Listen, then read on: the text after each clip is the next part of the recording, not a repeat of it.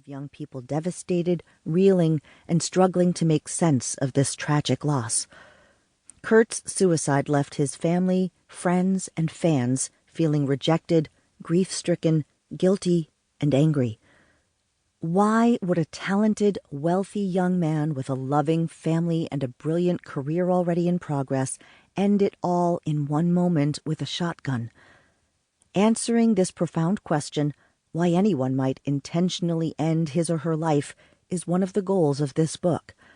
But the co-authors have two other goals as well. We want to help you, the reader, begin the journey of healing if you have experienced the suicide of a loved one. And we want to suggest some steps you might take to possibly prevent the suicide of yet another loved one, or even yourself in the future. It is our hope that this book will offer you more knowledge about this human problem and perhaps some insight into the dynamics of suicidal thinking that can lead to the act itself. Much of the material in this book is born of our interviews with survivors of suicide, that is, the family and friends of the person who died, and with leading thinkers in the field. We have drawn on our combined 40 years of working with and learning from suicidal individuals and survivors who have openly shared their innermost feelings and thoughts with us. About us. Beverly Cobain, an author and psychiatric nurse, is a survivor of 3 family suicides, including that of her cousin, Kurt Cobain. Since 1989, Jean Larch's Understanding Suicide workshop has helped hundreds of individuals gain a better understanding of the suicidal mind. As her workshop became established, it inspired our collaborative writing of this book. This has been a work of enthusiasm, love, and compassion. May it help you, the reader, to find what you need. Beverly Cobain, Jean Larch. No resolve. So this is how you leave me, bleeding where I stand. I've tried so hard to figure out. I've tried to understand what could have been so goddamn painful, what it was that made you feel it had to end. What was that final puzzle piece you couldn't get to fit? Did you take a minute to stop and think how we would deal with it? There'll be no answers to these questions. We've got to carry on and try to live. So goodbye. I can't believe you're gone. So goodbye. Somehow, I hope that you can hear this song. Was there something that I could have done that might have changed your mind?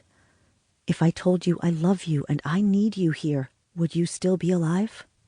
And though I know it's not my fault, I still carry all this guilt and shame inside. So goodbye. I can't believe you're gone. So goodbye. Somehow, I hope that you can hear this song. To this song there is no ending. For this pain there's no resolve.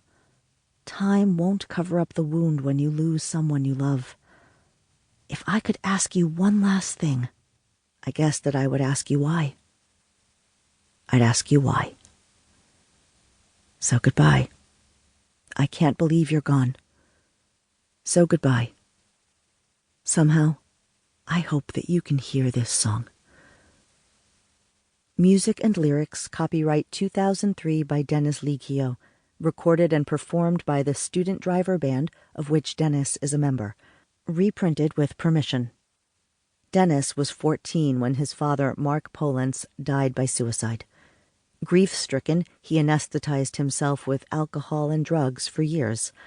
Now, in recovery, he expresses his soul in songs such as this. 1. Every 17 minutes. The telephone jars me awake the morning of April 8th, 1994. I croak a hello into the phone. At first, I don't recognize the voice that greets me. A quiet male voice with an edge of excitement. Is this Bev Cobain? He asks, and identifies himself as a local newspaper reporter with whom I have spoken on previous occasions. I am distracted by the sun shining in my eyes, and I want to go back to sleep. The reporter's next words change that. Bev, they just found a body dead of a shotgun blast in Kurt's house, but they're not sure who it is. He is speaking about my cousin Kurt Cobain.